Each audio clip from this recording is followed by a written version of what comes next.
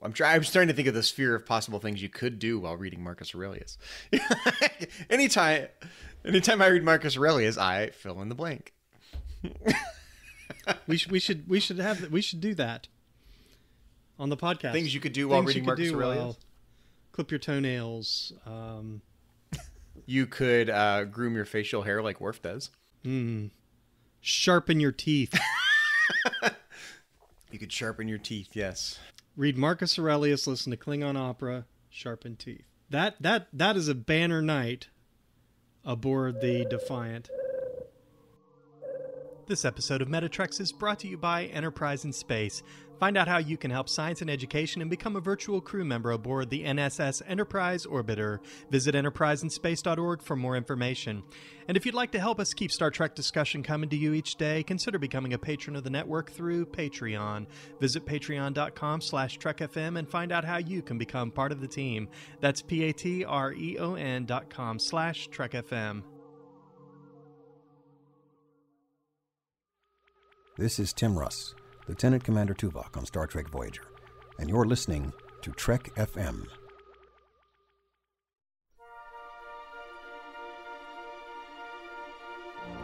There's no greater challenge than the study of philosophy. My philosophy is that there is room for all philosophies on this station.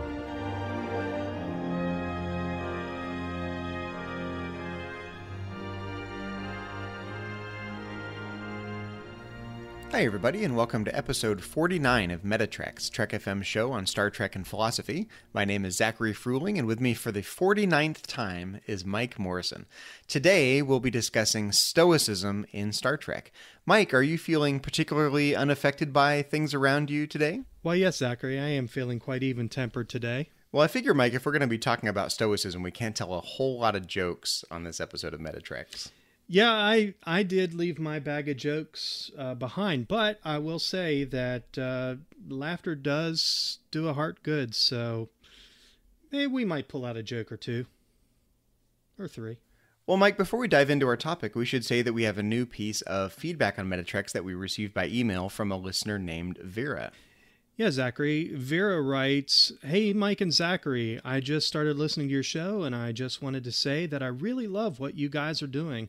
I went all the way back to start from episode 1, and I'm hooked. I feel like I'm learning so much about philosophy and religion by listening to your show. It has definitely enhanced my enjoyment of Star Trek, which I didn't think was possible. I look forward to each new episode. Awesome show, guys. Keep up the good work. Vera." Zachary, what a thoughtful note by Vera, one of our listeners. Absolutely. It's always really nice to get feedback from listeners. I'm still kind of amazed that people want to listen to us talk about Star Trek and philosophy at all, much less 49 episodes. I sympathize a little bit for Vera going all the way back to episode 1. I mean, that's 75 hours of us talking about Star Trek and philosophy. That's a lot of Zach and Mike, so she must really like listening to us. So that warms our hearts, and thank you, Vera, for the very nice feedback. It does. It's so encouraging when we receive feedback like that. And I do want to say to our listeners out there, if you want to contact us, with feedback or suggestions for our show, there are several ways that you can do so. You can share your thoughts or anything that we discussed on this episode of Metatreks. You can contact us via a form. Just go to Trek.fm/contact. You can also leave us a voicemail if you want to go old school. You can just look in the sidebar on our show page on the Trek.fm website, or you can go to speakpipe.com/TrekFM and leave us a voicemail there. Old school is the new school, Zachary, and we might even play the voicemail right here on the podcast. You can also find us on Twitter. Our Twitter handle is @TrekFM. And if you want to interact with us on Facebook, you can find us at facebook.com/TrekFM. And one of the best ways to interact with us is via the Babel Conference. The Babel Conference is Trek FM's listeners-only discussion group. Just type Babel, that's B-A-B-E-L, into the search field on Facebook, and it'll come right up. It's a closed group for Trek FM listeners only, so just hit join, and someone will let you right in. And if you want to give us feedback or keep talking with us about Star Trek and philosophy there, that's a great place to interact with us. And don't forget iTunes. We invite you to leave a rating and review of Metatreks on iTunes. We'd love to hear your feedback and always suggestions for the show. Well, Zachary, let's dive into our topic. This is an exciting topic about Stoicism and Star Trek, and I think there are plenty of examples in Star Trek. And we're going to talk about some of the different races that are, rather stoic. Some of the characters, perhaps, that you and I identify with as having traits that are somewhat stoic. So let's jump in. Well, as we were thinking about what topic we could cover on this episode of Meta Treks, I was recently reading Meditations by Marcus Aurelius, a well-known Stoic philosopher and emperor of Rome. And for years, I'd been telling myself that my favorite character in all of Star Trek is Lieutenant Worf. And I mean that sincerely. I love everything about Worf. Worf is one of my favorite characters. I like how disaffected he is and how generally angry he is and how little he reveals himself, how much he keeps his cards close to his chest. He keeps everything bottled up, and once in a while you get a display of emotion, but generally he keeps himself pretty concealed and bottled up, and even a little angry at the things around him that irk him or rub him the wrong way, and yet he still just plows forward through it all and does his job and is a good Starfleet officer. But Worf is one of my favorite characters. But I've been telling myself Worf is a Stoic, and as I thought about it before the show, I'm not sure that's actually accurate. So I thought what we could do is just start by giving a real quick, simple overview of what Stoicism is for people who haven't heard that term used in the context of philosophy before. I mean, we have the phrase Stoic. Like if you're Stoic, you don't show your emotions, you keep yourself kind of bottled up. And so that's what made me think of the connection with Worf. But Stoicism from a philosophical standpoint is actually kind of hard to define. It's not the most precisely defined philosophical movement. It started with a philosopher named Zeno of Citium. There's some Roman Stoics, Cicero and Seneca, the Greek philosopher Epictetus, and ultimately the Roman emperor Marcus Aurelius. And each of these Stoic philosophers has kind of a different variety of Stoicism, which we're not going to spend a lot of time talking about. I think that's a distraction from talking about Star Trek and philosophy. But these various Stoic philosophers do have a few things in common that are worth laying out here together. So one thing that they have in common is they all have the view that destructive emotions generally result in errors in judgment, that emotions are strong emotions or excessive emotion is harmful for your well-being, harmful for your decision-making, harmful for your inner peace, can cause harmful things in the world.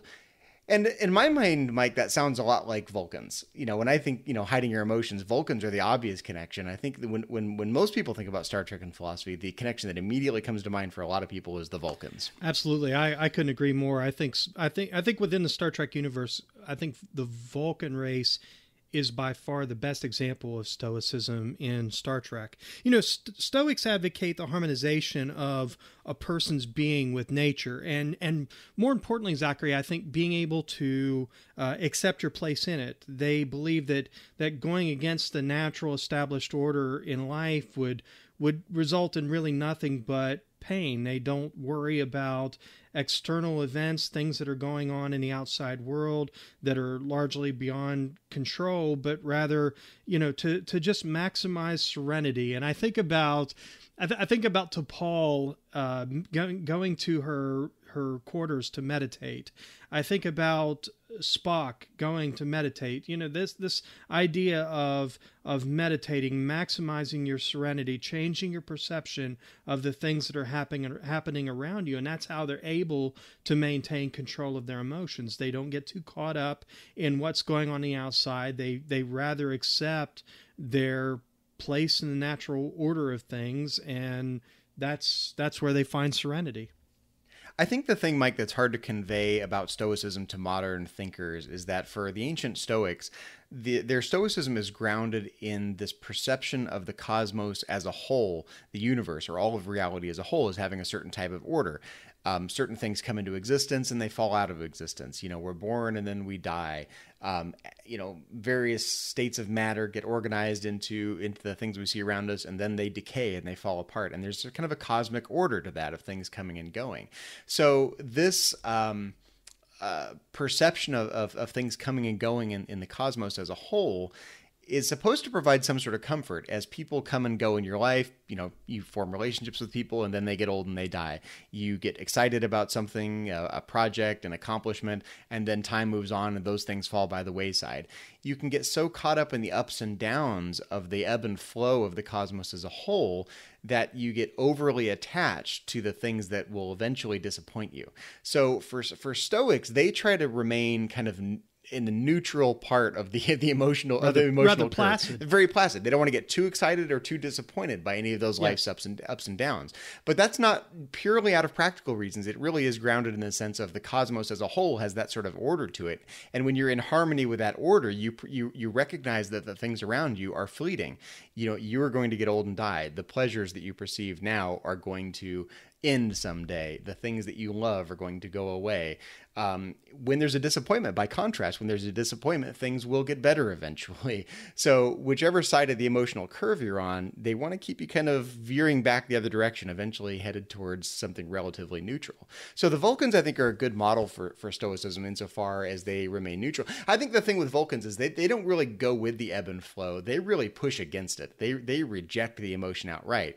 I think with Stoics, it's not so much a rejection of emotion as it is a rejection of excess emotion. They're happy to enjoy pleasures when they come along. They definitely feel the suffering when it comes along, but you don't want to get overly happy, overly excited. You don't want to get overly disappointed, overly sad. You want to stay in the middle and realize that that's part of the ebb and flow of the cosmos. Sure.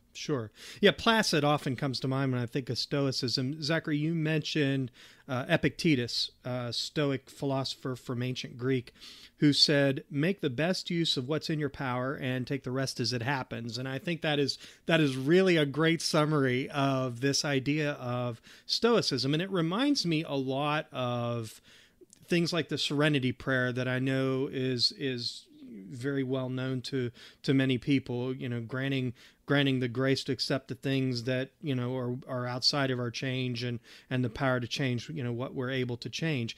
And I think of the Apostle Paul from first century antiquity Christianity, who was a very stoic, very, very stoic individual in Christian history, who said that we should be anxious for nothing, but in everything with prayer and supplication, let a request be made known unto God. The idea was to maintain your emotional state and, therefore, kind of temper your reaction to the world around you. I think there's a good side and a bad side, or a good side and a downside to Stoicism. The good side is it kind of arms you with the tools to prepare yourself for whatever comes your way, right? If you prepare yourself in advance for disappointments, then those disappointments won't be so bad. If you prepare yourself for the good times in life when they come, then they won't carry you away on a whim of emotion.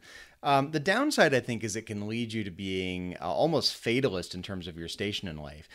In fact, Marcus Aurelius, who we talked about before, people called him the most Christian-minded, non-Christian, Roman emperor that there was, because he basically had that very thing to say, kind of whatever your station is life. If you're a centurion, be a good centurion. If you're an emperor, be a good Roman emperor. If you're a slave, be a good Roman slave, right? And that kind of acceptance of your station in life can be a reason not to try to do something to better yourself. So there can be kind of a self-defeating fatalism to Stoicism that I think is the dark underbelly of Stoicism. But there's some beautiful stuff in Marcus Aurelius. Like, I'm thinking of passages like when he says that if you look around you in nature, because again, being thinking of humans as being more or less in harmony with nature, says if you look around nature, you can see the bees waking up every morning and toiling away, collecting their nectar and making honey, and all the creatures in the world that are out there do their best every single day to wake up and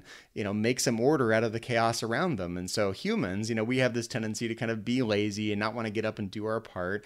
There's kind of this steadfastness to human labor that he thinks is a really good thing, that, it's our duty to kind of get up out of bed, do the work we have to do, diligently and dutifully and stoically.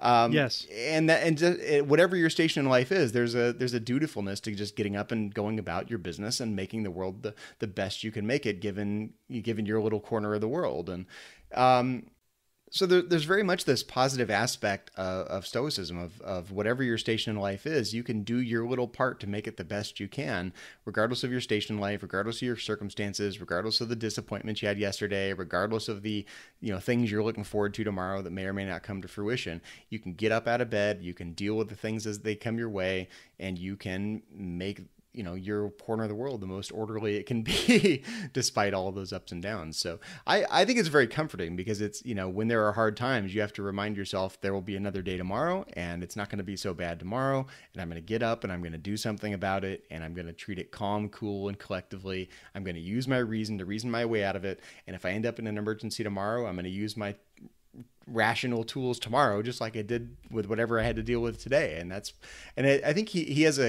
Marcus Aurelius has a great faith in human reason, just being able to deal with the situations that come your way. If you get carried away on a string of emotions, what you're really doing is putting your rationality aside or in check and not using your full rational faculties to deal with the situations that come your way. So part of rationality for Stoics is tempering your emotions so you can deal rationally with whatever situations come your way, no matter how extreme or how chaotic they seem. I'm pretty sure Marcus Aurelius had pointed ears and green blood. Well, Mike, it's funny you say that because as I was thinking about the relationship between Stoicism and the various races and characters that we see in the Star Trek universe, it occurs to me that none of them is a really perfect fit for Stoicism.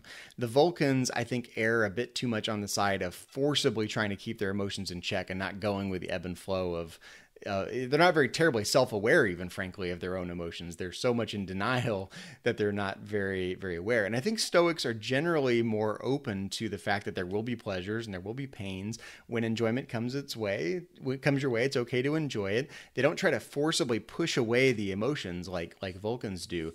And I keep going back to Marcus Aurelius because for me, Marcus Aurelius is like the most pragmatic Stoic philosopher. Whatever comes your way, he's got a little nugget of wisdom that will help guide your situation. But in the first couple of books of the Meditations, Marcus Aurelius thanks all of the people in his life that he's learned something from, his teachers and his relatives and ancestors and friends and whatnot. It's a quite a long list of people that he feels like he's learned something important from, just little nuggets of practical wisdom.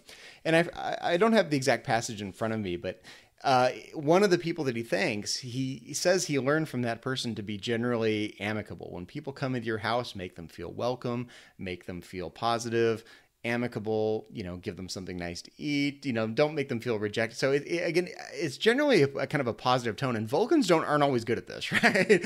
Vulcans, if anything, I think maybe err a little bit too much on the side of having a negative front that they put forward, right? They're cold kind of on purpose. And Marcus Aurelius has a much warmer sense of what personal interaction should be like and what home life and family life should be like. To the point where I just don't get a kind of a Vulcan unemotional sense from it. I think generally there's a positive emotion or a positive connotation to the kind of amicability and friendliness that he sees in relationships with others and in his home life and in relationships with his family and whatnot. So I don't see pointed ears when I see Marcus Aurelius. Well, let's just play Who Said This? Okay, we're going to play Who Said This? Vulcans I'm gonna put you Stoics? on the spot. Okay. Yeah, you're always putting me on the spot, so I'm going to. I didn't know I was signing up for a quiz show tonight, but okay. All right, Johnny, let's play Who Said This?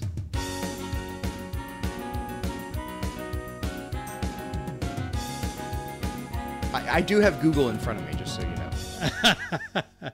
Okay, Zachary, who said this? Are you ready? I'm going to fail this. I don't know this. Who said this? You have power over your mind, not outside events. Realize this and you will find strength. Who said this? Was it Marcus Aurelius or Sirach of Vulcan?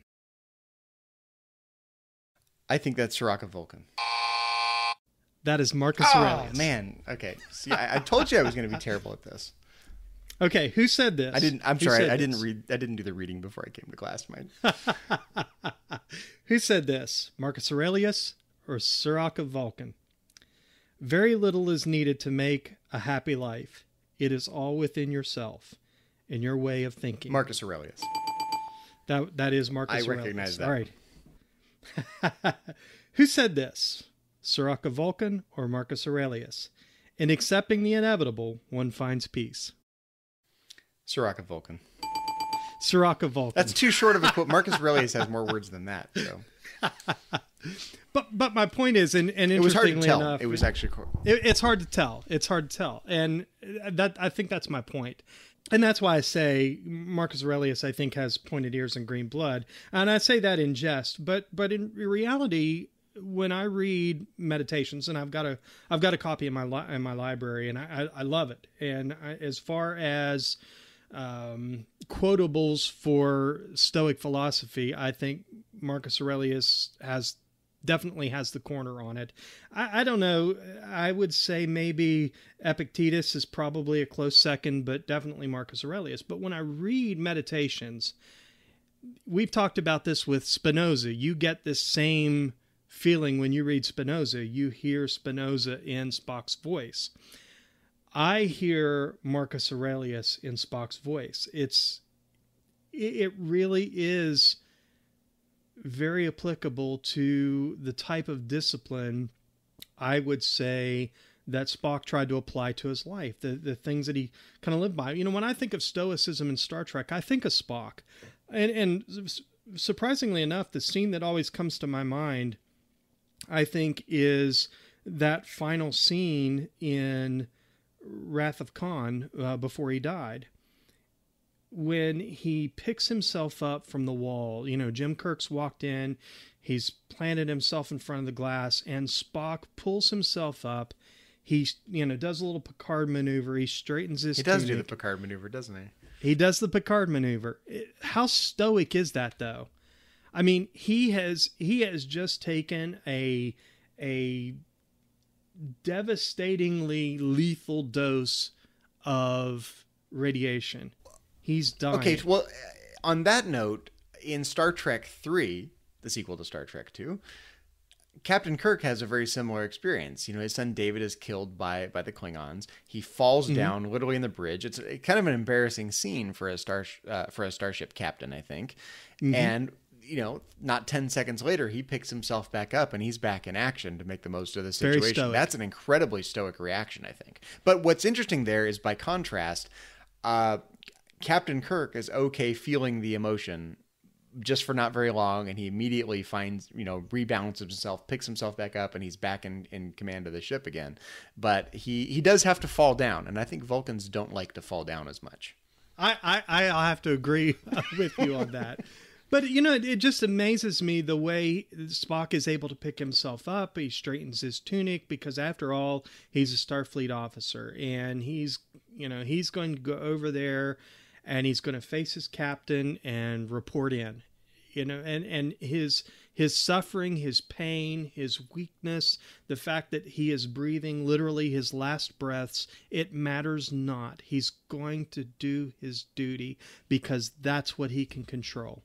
He can't control the fact that he's dying, but he can do his duty to the very end and give his report to Kirk and make sure the ship was safe. And while we're doing the highlights of the original series movies, in Star Trek 6, we get a very interesting discussion between Valeris and Spock, and where Spock tells Valeris that she has to have faith that the universe will unfold as it should. And that's an incredibly stoic sentiment. I mean, this is where we really see the cosmic perspective coming into play. That what gives Stoics their unflappability in the face of whatever comes their way is the fact that the universe is built this way. Whatever the universe throws at you, that's how the universe is supposed to unfold. So what business do you have beating your head against a wall, going against the grain, fighting the river or fighting the wind? This is just the ebb and flow of the universe. So it's just going to unfold as it should, and you can fight it or you can go with it. And if you're going with it, you shouldn't be upset by it. Yeah, Epictetus said there's only one way to find happiness, and that is to cease worrying about things which are beyond the power of our own will. And what a Vulcan way of thinking. And it almost seems like a follow-up statement to Spock telling Valeris, we have to have faith that the world's going to unfold the way, the way that it should. It really is a Vulcan way of thinking. And just like Vulcan logic requires, I think, years of dedication. It takes practice. It takes discipline. in order to be able to look at life in that light. I think Stoicism is really the same way, and I think that's why many of the Stoic philosophers didn't just wake up one day and, oh, I'm a Stoic.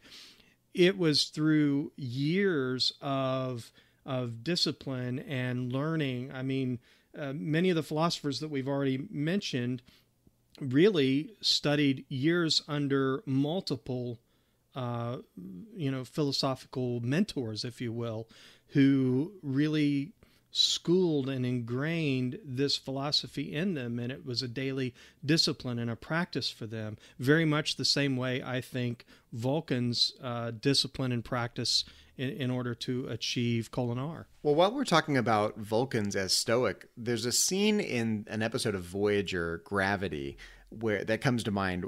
In that episode, we see a young Tuvok learning to control his emotions. As a young man, he's in love with a classmate of his, and he's being swept away on this torrent of emotions, passion, unrequited love, and his life has spiraled out of control. And there's a Vulcan master there who kind of gets him to recognize that his emotions have spiraled out of control, that they're controlling him, and he has lost his free will. He's lost his autonomy. He's lost his self-control. And even though Tuvok is claiming to this Vulcan master that this torrent of passion is actually liberating him from this Vulcan stoicism that he finds oppressive, the Vulcan master helps him see that it's actually the other way around, that it's those emotions that are oppressing him, that logic or the control of his emotions or tempering those emotions is what allows you to regain your autonomy and regain your sense of self-determination, to regain your control over your life.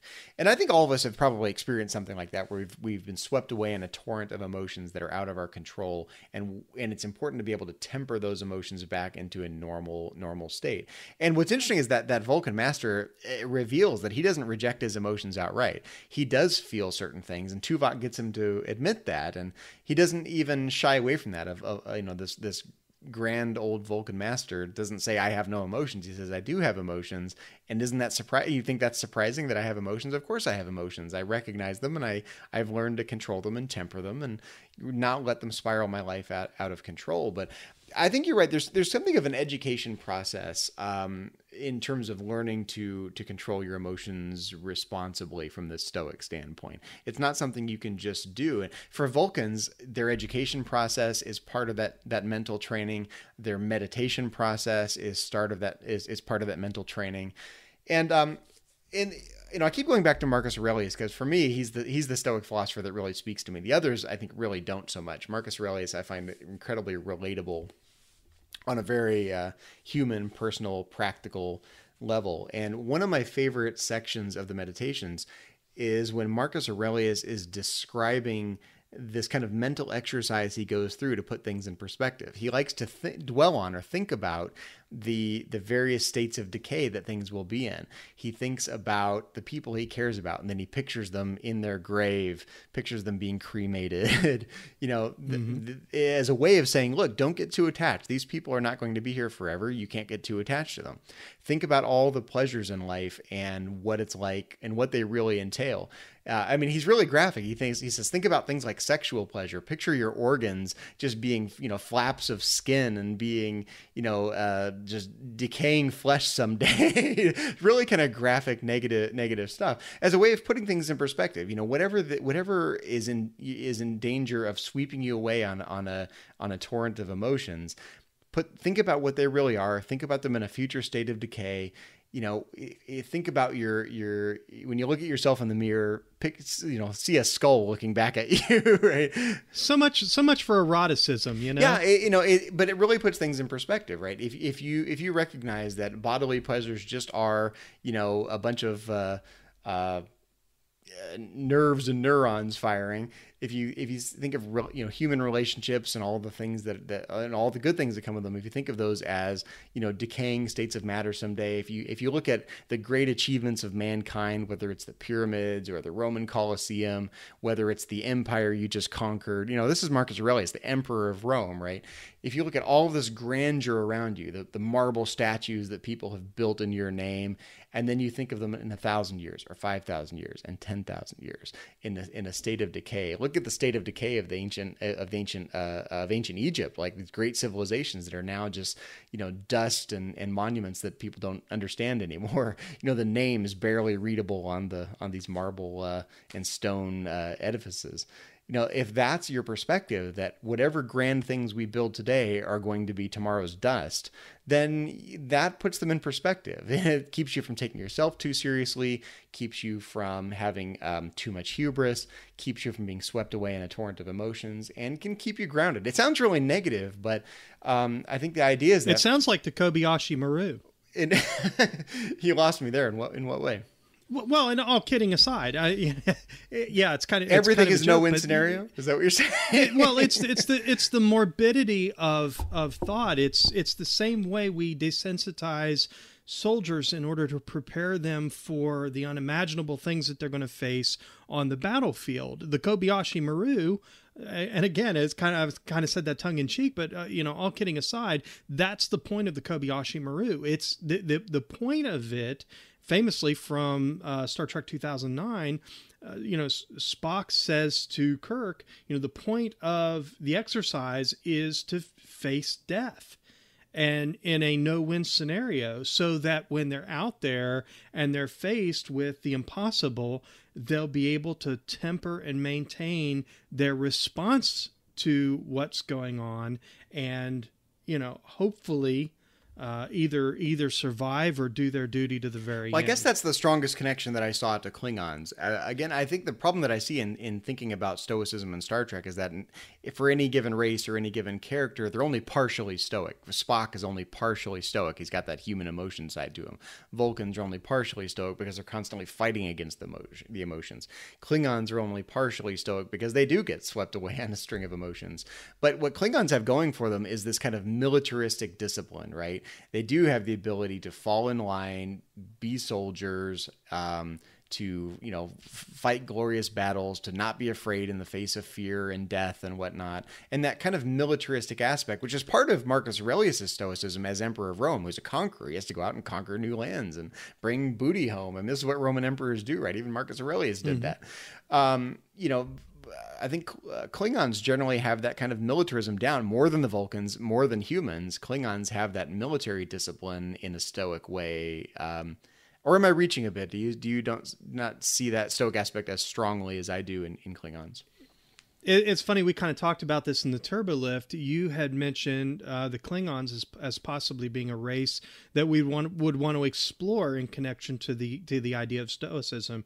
And, I kind of push back against that a little bit. And in your defense, I think when you're thinking of Klingons, at least in my mind, I know Worf is a character that you associate as an individual who represents this kind of stoic philosophy, this stoicism in thought and action. And I agree with you very much so that in many ways he does, although we see oftentimes there are instances in which he kind of loses control and he makes that emotional, impulsive choice. He loses touch with, duty and honor, and he goes with his emotion. But I think, as we've mentioned many times, Worf isn't exactly the model Klingon.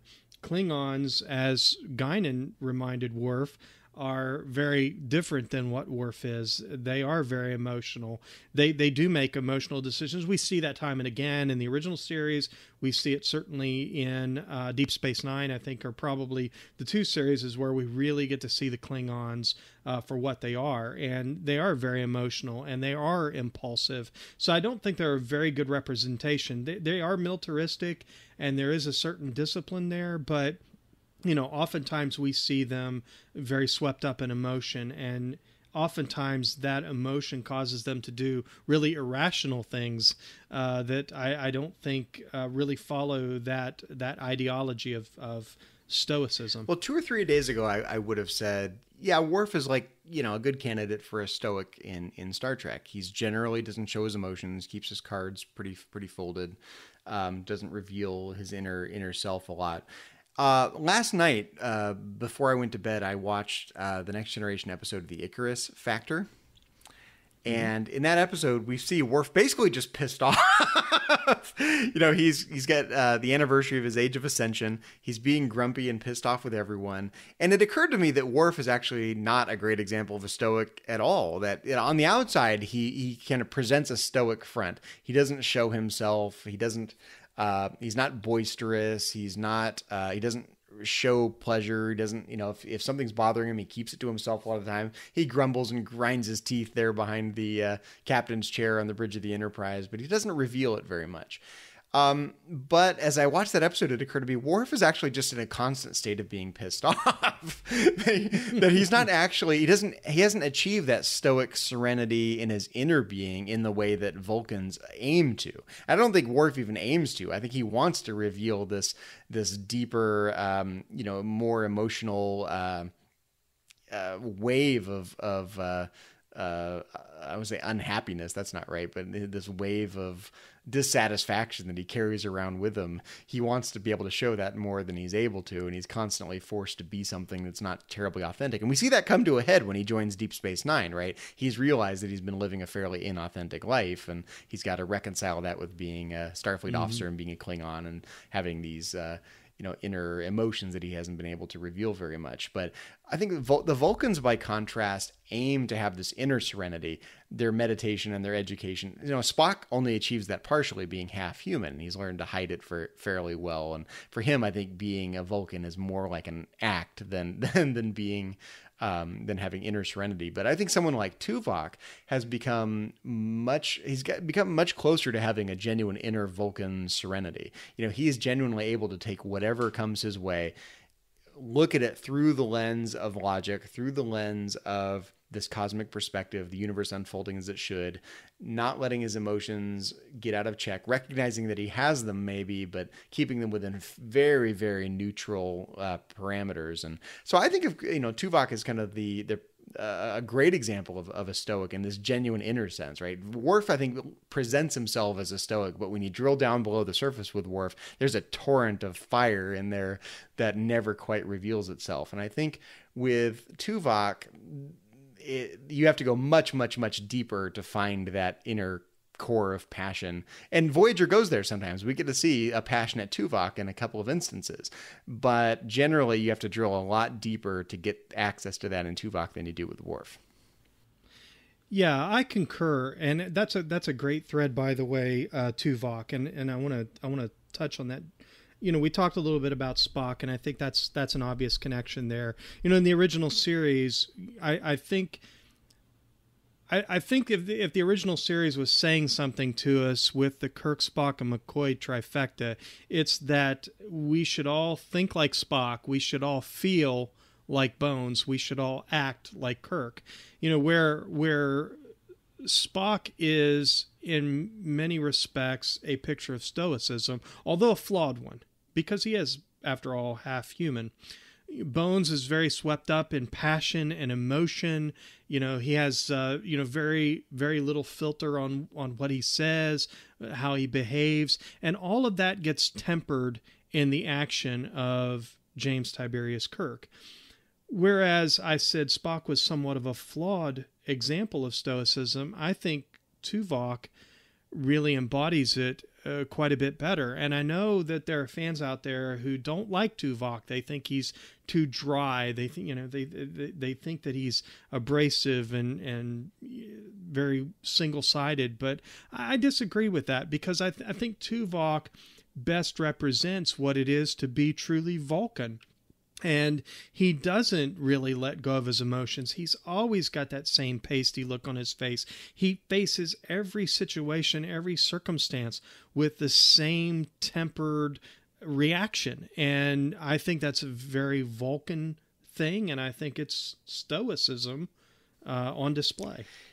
There's a scene in the Voyager episode Parallax that comes to my mind, Mike. And if you remember, in that episode, there's an altercation between B'Elanna Torres and Lieutenant Carey in engineering, resulting in Carey getting a broken nose, if memory serves. And The scene immediately following that is an interesting one. Harry Kim goes to Tuvok in a corridor and says, "Did you hear what happened down in engineering? I heard that the Maquis and the Starfleet, crew members are at each other's throats. There's about to be a scene. They're getting violent." And Tuvok kind of calms Harry Kim down and says, "Ensign, let me set you straight. The situation can be described as tense, but nothing more. No one's about to kill each other. No further violence is erupting." And he says, "I just don't understand this human need for hyperbole. It's just look at it for what it is." And I think that's an interesting stoic commentary in human nature right there. Humans like to blow things out of proportion. If we're, headed in the positive direction, we're going to blow that way out of proportion and be ecstatic. If we are a little sad or a little depressed or things aren't going our way, it's the end of the world, and it's hyperbole through and through. And Tuvok comes along to Harry Kim and says, "Look, yes, there was an altercation. Yes, it's a little tense, but that's it. There's nothing else to talk about. There's no catastrophe. So why don't you temper yourself a little bit, Ensign Kim?" And I think that's a great commentary on a stoic commentary in human nature. We do tend to blow things out of proportion. And, part of the job of being a stoic or stoically minded is to temper yourself, bring those emotions back into the middle and look at things for what they are.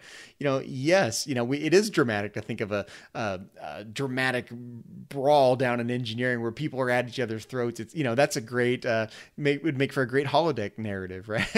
Kind of like what you get in the episode, Worst Case Scenario, right? Yeah. It's funny because as you were talking about that, my mind went to the conversation that took place between Chakotay and Torres right after that.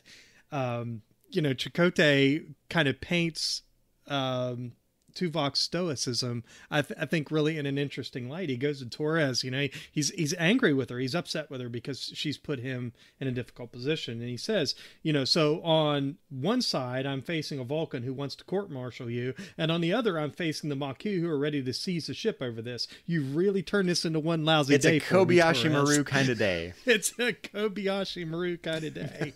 And rock in a hard place, the Scylla and the Charybdis.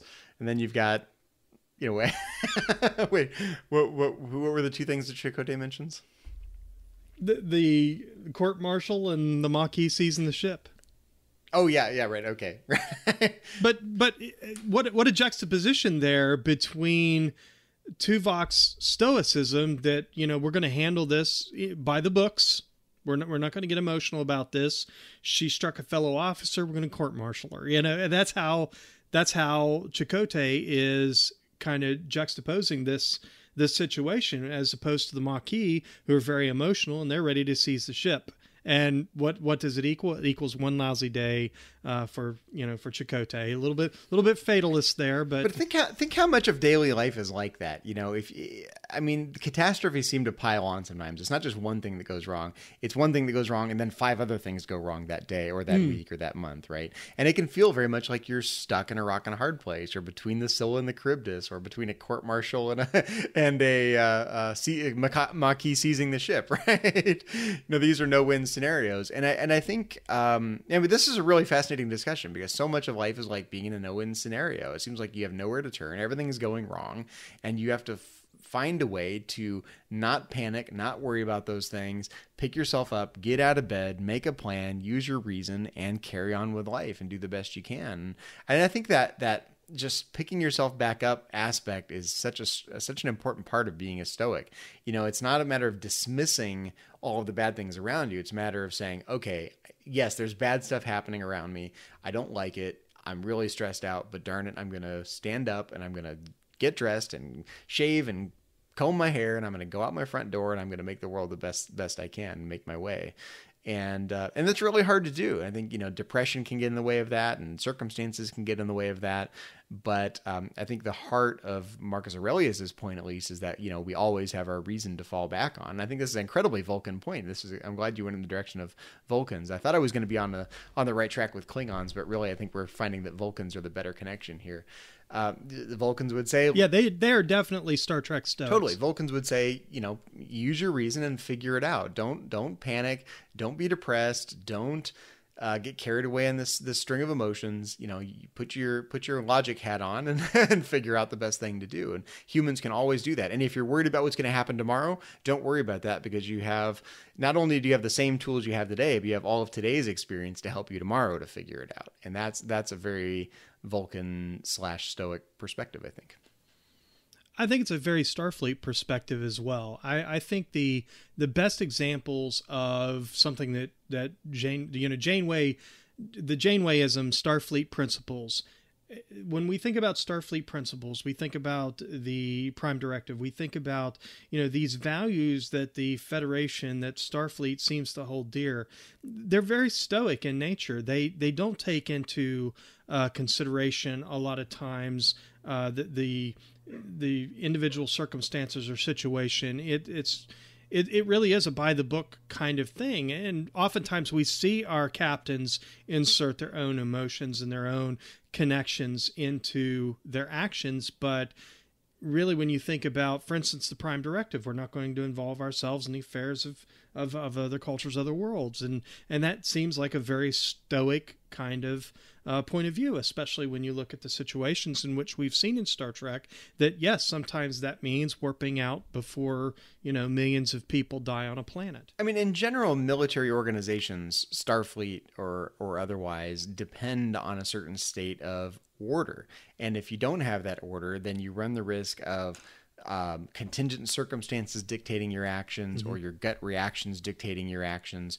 And I think the idea of relying so much on protocol is to prevent these contingent factors and this gut level emotion from swaying your actions, potentially to disastrous consequences in the military. But in Starfleet, it's more like, look, you might want to help. You might feel sympathy for a certain group of people who's suffering, and that might lead you to break the Prime Directive. And that's why we put a rule there, to keep you from breaking the Prime Directive, right? So you don't rely solely on your emotion. It forces you back into using your reason to figure it out. I think, there's this kind of pragmatic middle ground to Stoicism that you can rely. So if you're relying too much on your emotions, then you're not using your reason enough, and you're probably going to make bad decisions. If you're relying so much on rules to make your decisions, then you're not being aware. You're not applying those rules to the particular situation at hand with all of its complexities and its nuance. And I think that's an important aspect of, what you wouldn't want to do is take Stoicism and turn it into something like Kantian philosophy.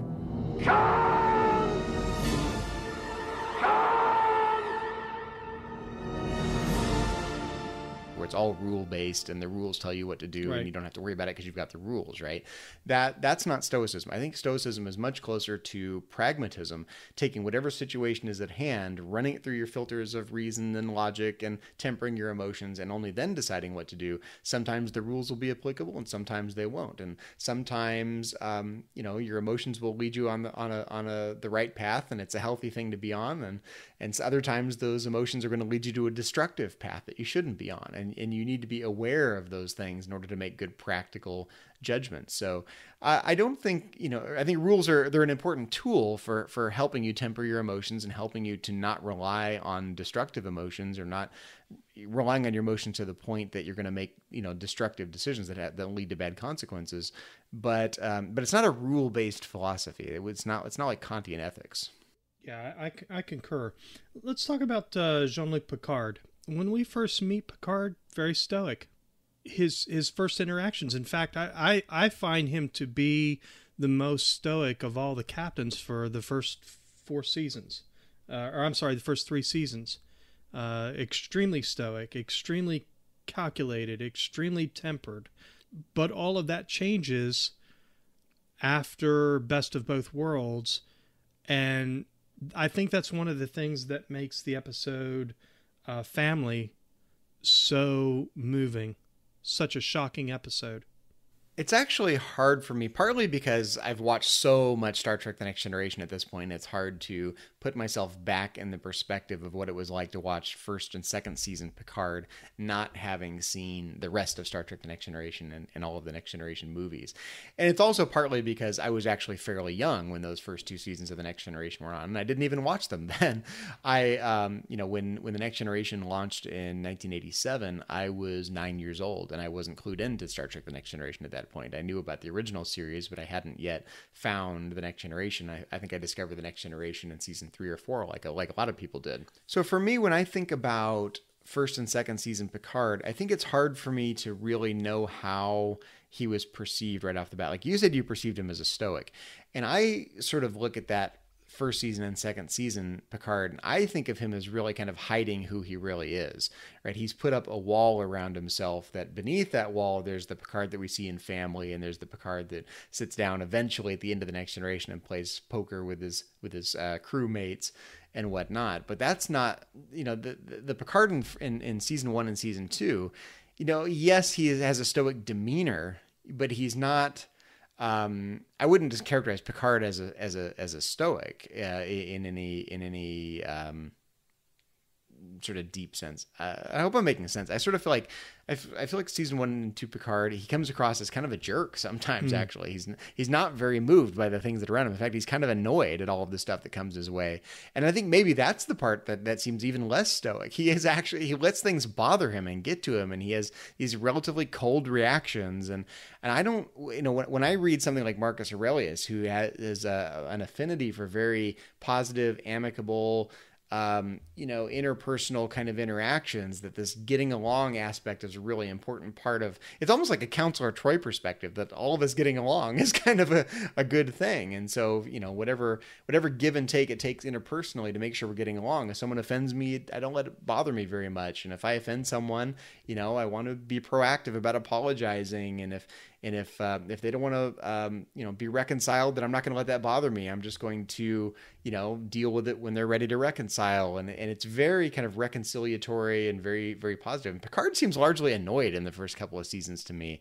And I just don't see stoicism. I think he's put up a wall around himself more than being genuinely stoic in any inner sense.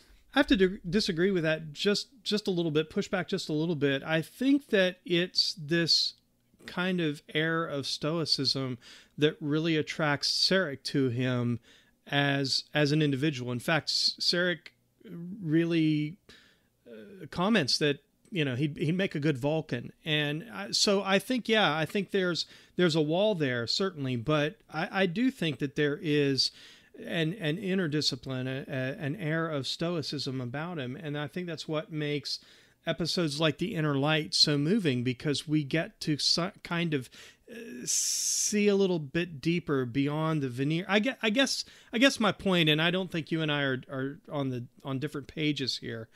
I think for Picard it was more of a veneer of stoicism, but I do think to some degree he embraces that by and large as a school of thought, and it's only after he makes these really deep connections with the people who are under his command that those pieces, those bricks of that wall, brick by brick, it begins to come down. He has, the situation with the Borg, and, his crew comes after him, and that fundamentally changes him, right? And that first season Picard is really kind of worried that if he cracks a smile on the bridge, that his crew's not going to take him seriously and he can't be captain anymore. And, by the end of The Next Generation, Picard has become more comfortable with himself. He's more casual. He can be himself, still with a veneer. He's not going to go, bare his soul to everyone on the bridge or anything like that. But I think he just becomes more comfortable with himself. And part of this is just aging, I think. As we get older, we do become more comfortable with ourselves. A lot of us do. Actually, I think as we age, we can go one of two directions. You can either become more comfortable with yourself, more comfortable with whatever life throws at you. In that sense, you can become more stoic. Or you can become so disaffected by all the things that have happened to you that you you aren't able to find that middle ground. You don't feel like you know yourself, or you don't feel you can deal with the things that come your way anymore. And I think I can think of examples of both, but Picard seems to just become more comfortable with his skin. He knows the things he's good at. He knows his faults. He's got more experience under his belt. He's got better relationships. He's let his wall down just a little bit. And now he can be, I would say, a more amicable stoic than he could be in season 1 and 2 of TNG. So what about some other individuals in Star Trek that we can kind of draw some connections to Stoicism with? So the other character that I came up with, Mike, is Odo in Deep Space Nine. Odo has this incredible ability to keep his cool and deal with the things that comes his way. He kind of has the same grumpy demeanor that Worf has, and I like that in the character because I myself am like that a lot of the time. The world throws things at me that just frustrate me, and I relate to that a bit. But Odo he can deal with a lot of pressure and deal with a lot of stress and keep his cool and find a plan, and he's almost more comfortable with his grumpiness than Worf is. Worf feels like he's got to kind of hide it, and Odo just kind of wears it. He crosses his arms and he's going to stand there and look stern and deal with it. And at the same time, he gets great pleasure out of torturing Quark. And so I guess like the other characters we've talked about, Odo is only partially a stoic, right? He is affected by some things and he can't deal with other situations. In fact, he's remarkably unstoic when it comes to the rest of his people, the founders, other changelings, right? He's got a weak spot or two that is decidedly unstoic. But generally, I think Odo does a pretty good job at keeping his emotions in check and keeping a certain amount of decorum. He likes order, and certainly stoics like order. Yes. This is a theme in Marcus Aurelius, is building order out of chaos. This is what animals do all around them, building their nests or building their beehives and whatnot. And humans do it by building our buildings and building our civilizations and building our starships. But and Odo, I think his strong need for order around him is very, very stoic. He's a little too grumpy to be a genuinely happy stoic like Marcus Aurelius, but one of the strongest stoic characters, I think, as I think about individuals in Star Trek. I agree wholeheartedly. In fact, when we first meet Odo, he's introduced to us as a character who has served on Deep Space Nine, going back to the Cardassian occupation, and what he represented really to all sides. And this really is a testament to this brand of stoicism. He really represented justice in an unjust society to all sides. And that really is a credit to his stoicism. But then we get, an episode like The Ascent. That, Zachary, is the episode where, he and Quark are marooned on Hoth, the ice planet. No, it wasn't Hoth, but it was a cold planet, and they had to take the communications module up the mountain. And it's very comical in many ways, but we really discover something about Odo, and that is that he's a little less stoic than what we think. He's stoic enough to fight his way up that mountain until he can't go anymore. But I love how he's able to pass that on as a virtue to Quark and really motivate him to see beyond his present circumstances and just survive. He's able to pass that on. But in all of that, we kind of discover something about him at the end of the episode. And it's something that we, I think, suspect all along. And that is that for some strange reason, he's really fond of Quark. Well, and that's a really interesting, strange episode, because we really see Quark acting more like the stoic. Yes. You get this terrible situation, and Quark is the one who's going to take this terrible situation and claw his way up the mountain. but that is only after, Odo kind of passes that baton to him. It's almost like a philosopher schooling his protege. Quark being Odo's protege, and he kind of passes that baton to him, and he says, listen, you've got to basically pull yourself up by the bootstraps and drag this thing to the top and survive. That's what you've got to do. I know you're cold, I know you don't feel like you can do it anymore, but you have to. And that's very stoic, by the way. And I think of all the change Odo's had to deal with. I mean, if he started out on Deep Space Nine under the Cardassians with their regime and all of the things that regime entails, there's a change of power, and now the Federation's in charge, and he's got to be a security officer for the Federation. You know, this could be world disrupting for Odo, right? But he doesn't let it be. He just deals with the change, deals with the transition. He's going to be a good security officer, or good head of security, under the Cardassians, and he's going to be a good head of security under the Federation. And it's almost like Marcus Aurelius saying, whatever your station life is, just be a good one. And, you know, Odo's station life is to be a security officer. And that's who he is and what he does. And yes, he has connotations of justice and whatnot, but fundamentally he creates order out of chaos there on the promenade. And he's going to do that under the Cardassians. He's going to do it under the Federation, and he's going to do it the best he can. And he doesn't let that radical change bother him. And I think this is really, really important for the world today. I mean, think about all the things that are changing. We just had a presidential election. Think how vitriolic this presidential election has been for us here in the United States. You know, what can we do? We can let this ruin our world, or we can pick ourselves back up and be the best versions of ourselves, despite the changes that are happening, despite, you know, whether your side won or your side lost. Just do the best you can to build an orderly society. And Odo's really good at that. And so I think that aspect of him, just the ability to deal with change and not let that change disturb him or mess with his mission or who he is or what he thinks he can accomplish in this world. He just picks himself back up and keeps on going, no matter what the universe at large throws at him. I really think that they need to have a Deep Space Nine, like, medical bay kind of, a sick bay kind of moment in our country. Quark is laying there on a bio bed. Odo's laying on the other. Quark says, "You remember back there when I told you I hated you and you told me you hated me?" And Odo says, "Vividly." He says, "I just wanted you to know I meant every word of it." And Odo says, "So did I." And they both have a laugh.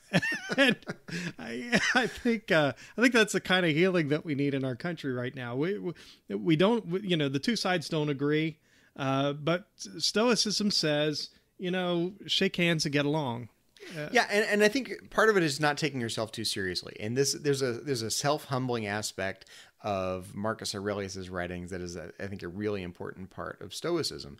If you take yourself too seriously, you know, I'm the one who has all the virtues and I've got the right answers to everything, then you're going to look down on other people and it's not going to be a good situation. If you knock yourself down a peg and you can laugh at yourself and you can realize your own faults and you can realize your own quirks, you can realize your own prejudices, and you can laugh at those things about yourself and realize that you don't have all the answers, then you're in a much better position to get along with someone who doesn't see things the same way you do, or people have a different personality, or people who irk you in one way or the other, right? If the goal is reconciliation and constructive interpersonal relationships or constructive political dialogue, you know, you can come up with 10 other things: constructive home life, constructive civic life, constructive judicial system, constructive politics, whatever. If that's the goal, then part of that is self-humility and realizing that, at the end of the day, you know, I don't like you and you don't like me, but I can laugh at myself and I'm not right, and you should laugh at yourself and you're not right all the time either. And together we can sit down and, you know, get along and figure out what the right thing to do is. And I think that knocking yourself down a peg aspect of Stoicism, seeing yourself as, if you're in a position of superiority, or if you're in a position of authority or in a position of power, you're there largely by circumstance. You got lucky. You have some strengths. You got a lot of weaknesses. Other people help hold you up, and you don't have all the right answers. And you're going to die someday. So, you know, that cosmic perspective that, you know, this short little human lifetime that we get, no matter what I achieve in this life, is just going to be a footnote in history someday if I'm lucky. That should put things in perspective for a lot of us. But, you know, so many of us get caught up in this sort of self-inflated view. We don't see our limitations, and we think we've got all the right answers, and we don't have that sense of humility. And think how many of the problems in the world could be solved if everyone just had a bit more humility and everyone took that more cosmic perspective of themselves. I think I've got some intuitions about the right thing to do, but I may not have all the answers, and I'm going to die someday anyway. So if you like my idea and we think we can do something good with it, that's great. If not, don't hate me and I don't hate you. That would just be a much better world than what we've seen here in the last few months, and mankind or sentient beings at their worst. So I think the Stoic perspective can be really useful. I think it's a little negative in a way. It can hold you back and keep you from striving and striving and striving. And I think where it conflicts a little bit with the Star Trek worldview, I think Stoicism probably errs a little bit too much on the side of just be happy and content where you are, do the best you can in your own little corner of the world. I think Star Trek tries to think a little bit more, pardon the pun, on a galactic scale. Yes. That you should keep trying to push yourself forward. And if that means if you're a slave now, then push yourself a little harder and maybe you won't be a slave anymore. If you're lower class right now, socioeconomically, then work a little harder and you will be able to just kind of rise to the next level. If you have an idea for what you want to do in life, work a little harder at it and keep going. And Stoicism does have that sense of being able to construct something and use your reason and solve things, but it also has this kind of negative sense of just be kind of content where you're at and do your best in your own little corner of the universe. And I think Star Trek is much more forward looking than that in general, that it's not enough to be content where you're at and make a difference where you're at. You want to try to go out into the galaxy and forge a better life for all of us on a galactic scale. So I don't think the central missions of Stoicism and the central mission of the Star Trek worldview match up all that well. But Stoicism is just such a practical tool for dealing with whatever life throws at you. I find it very, very valuable. Every time I find myself, with my emotions out of check or in difficult situations, I can open up a little Marcus Aurelius and go, oh yeah, this is a temporary situation. It's going to get better. And if not, I'm going to be dead in 50 years anyway, and it won't matter. And I think that is such a useful tool for putting things in perspective. And I think we as humans are just so bad at putting things in perspective. We get caught up in our own worldviews and our own situations and our own struggles. We forget to calm down and say, wait a minute, does this really matter to the extent that I think it does? Sure, because in life, Zachary, it may not be a Romulan warbird. I mean, Tomalak may not be dropping his cloak on your port bow, but you oftentimes find that difficult situations come your way, and there's nothing we can do about it. I mean, Captain Picard cannot control that Romulan warbird and where it's going to decloak and what it's what Tomalak's going to do. It's a Tomalak kind of day. It's a Tomalak kind of day. And so you simply have to sometimes take what you've got and do the best you can with it. And I think that's, again, Stoicism at its finest. It's a very Star Trek thing, but I think you're exactly right. Just because I'm a junior grade lieutenant wearing a blue uniform, it doesn't mean that I can't have 4 pips on my collar and be a captain someday. And I think that's a great message, and I think it's an important message. So I think there's a flip side to that. If you're that junior grade lieutenant with a blue uniform on and 2 pips on your collar, kind of like Captain Picard in that episode Tapestry, where he lives this alternate life and he's a lieutenant now, he's not the captain anymore, right? If you are that individual and you've envisioned yourself as a captain, you see potential for yourself, you envision that red uniform, that crimson uniform with the 4 pips on your collar, commanding the flagship of the Federation, and that's how you see yourself, even though you're a junior grade lieutenant with a blue uniform.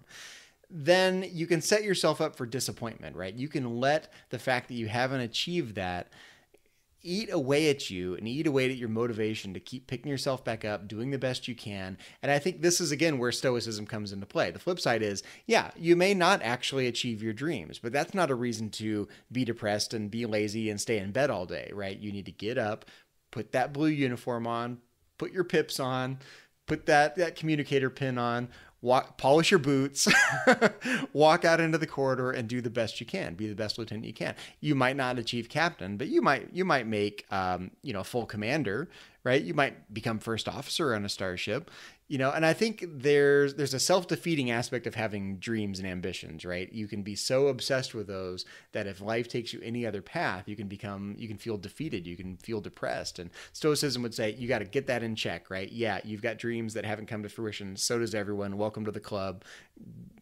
get your butt out of bed and go do the best you can wherever you are in life and try to make, yourself and the world a little better. And I think there's a day-to-day aspect of that. Yes, there's these long-term dreams and ambitions. I've got them. You've got them. Lieutenant Picard had them in the blue uniform, but that doesn't stop you from doing the best you can, right there in the moment every day and getting out of bed and just trying a little harder. And I think it's that tenacity of just getting up, moving forward, one foot in front of the other. If you're Quark, clawing your way up the mountain when you're thirsty and you're tired and you just, you want to collapse and you can't let yourself, that, just focusing on the next footstep in front of you is a very, very stoic attitude when faced with difficulties or with dreams that haven't come to fruition. And then you can have a day like Chakotay. I mean, you're a Starfleet dropout. You're a defector from the Federation. You've joined the Maquis, and then one day you get sucked into the Delta Quadrant, and next thing you know, you're first officer on a Starfleet ship. I mean, sometimes my point. All kidding aside, my point is sometimes circumstances change. And by the way, I think early on, I think Chakotay was somewhat of a stoic character, but the writing for his character took a different direction. I don't think he really fits the bill, but in many respects, I think I think Chakotay has some earmarks of stoicism. Yeah, absolutely. I mean, think about the changes that the turns on a dime that can happen in the Star Trek universe, right? You mentioned when Chakotay was on the run as part of the Maquis. Next thing you know, flip of a switch, and he's first officer on a Federation starship, right? Captain Picard, he's captain of the Federation flagship. But, along comes Star Trek Generations, and before you know it, the Enterprise D crashes on a planet. There's no more Enterprise D anymore, right? Things can turn on a dime in life, and you can't let that fact keep you from, pushing forward the next day. There will be whatever the state of affairs is, it's only temporary, and there will be a change. It could be for the better, it could be worse. If it's worse today, it'll probably be better tomorrow. If it's better today, it'll probably be worse tomorrow. That's just the ebb and flow of life, and you can't get so attached. And I think if there's a fundamental nugget of stoicism, it's don't get attached to things. Everything is temporary. Everything is fleeting. Today's pleasure is going to be pain tomorrow. Today's pain will probably be lesser tomorrow. Things will turn on a dime. Maybe luck will come your way. Maybe it won't. But you can't be pulled in the extremes. You have to recognize it for what it is. It's just a temporary situation, and that long-term temporal perspective on things, I think is an important part of stoicism. And we most of us can't see past our noses, right? I can't see past what's happening this afternoon, much less happening in a week or a month or 10 years or 50 years. And that longer term perspective is what allows you to take the crisis of today and not make it the catastrophe that sometimes we do. And that's why Sirach said, make the best use of what's in your power and take the rest as it happens. That was actually Epictetus. That might have been actually written down at the time of the first Vulcan-human encounter. Maybe Epictetus had pointed ears and green blood. Maybe he was the first to visit Earth. He could have been. Maybe it wasn't T'Pol's ancestor after all. Well, Zachary, it's been fun talking about stoicism in Star Trek, but this isn't the only thing that we've been talking about here on Trek.fm this past week. So here's a quick look at some other things you may have missed elsewhere on the network. Previously on Trek.fm. To the journey! Some races are like Talaxians. We really don't know how long they've kind of been around. Sure. What? I just had a great idea. I need to calm myself down. I need some ice. I need some ice. Okay. Rest your head. Okay. Easy. In all right. And out. Warp 5. What's your favorite episode of Enterprise? I usually say Strange New World. The first part of Strange New World just reminds me so much of being a kid and growing up in southeastern Oklahoma in the mountains and the woods. And I just imagine what it would be like to go camping on an alien planet. Meta Treks. After 150 years of sitting around in the mud, that's got to be one relaxed symbiont. But there again, it shows that, at least for the symbiote on Trill, that there's life beyond the mud. Life beyond the mud. And that's what else is happening on Trek.fm. Check out these shows and find out what we're talking about in your favorite corner of the Star Trek universe and beyond. You'll find us wherever you get your podcasts. If you're an Apple user, be sure to hit the subscribe button. That helps us out greatly and makes it easier for our listeners to find the shows as they search iTunes. If you're not an Apple user, we've got you covered as well. You can find our shows on Stitcher, TuneIn, SoundCloud, Windows Phone, and of course, you can always stream and download the MP3 file from our website and grab the RSS link as well. Another way that you can help us keep all our shows coming to you each week is to become a patron of the network on Patreon. If you visit patreon.com/TrekFM, that's patreon.com/TrekFM, you'll find our current goals and different milestone contribution levels, along with all the great perks that we have for you. These perks include things like early access to content, exclusive content, producer credits, and many, many more. We really appreciate any support you can give us, and we hope you'll join the team. Again, you'll find all the details at patreon.com/TrekFM. And don't forget to check out Enterprise in Space, a project of the nonprofit National Space Society that will design and launch an 8-foot orbiter and return the craft to Earth. The NSS Enterprise orbiter will carry more than 100 student-designed science experiments into space, and you can help make it happen. Visit enterpriseinspace.org to find out more and to get your seat on the mission. So Zachary, when you're not trying to figure out how Marcus Aurelius applies to cheating on the Kobayashi Maru, where can our listeners find you on the interwebs and around the network? Well, you can find me in the Babel Conference, Trek FM's listeners-only discussion group on Facebook if you want to talk about Star Trek and philosophy with me there.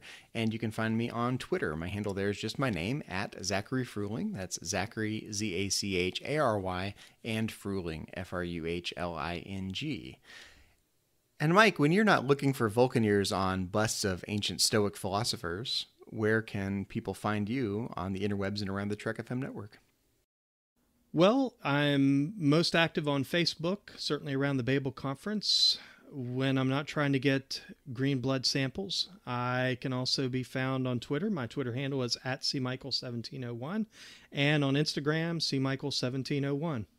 Well, Zachary, we'd like to take a moment to acknowledge the rest of the Metatrex team from around the network. Specifically, we'd like to thank C. Brian Jones, founder and publisher of Trek.fm, executive producers Charlene Schmidt, Matthew Rushing, and Ken Tripp, Aaron Harvey, our art director, and Richard Marquez, our production manager.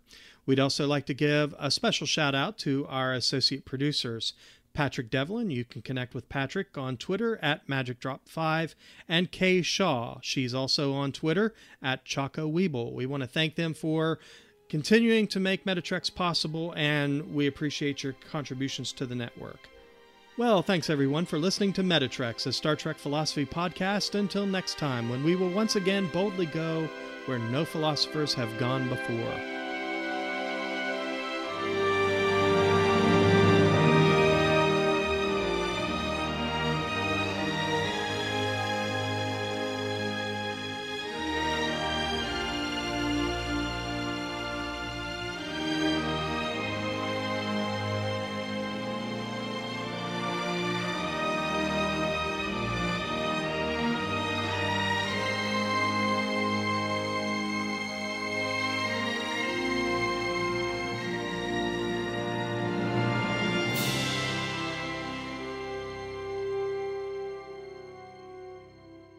Sounds like Worf's bedtime reading, sitting here reading a little Marcus Aurelius before he goes to bed. You haven't read Marcus Aurelius until you read it in the original Klingon. Beautiful. And I was thinking, since we were talking about Stoicism, we would not have jokes tonight, but apparently we have jokes. Oh, no, yeah.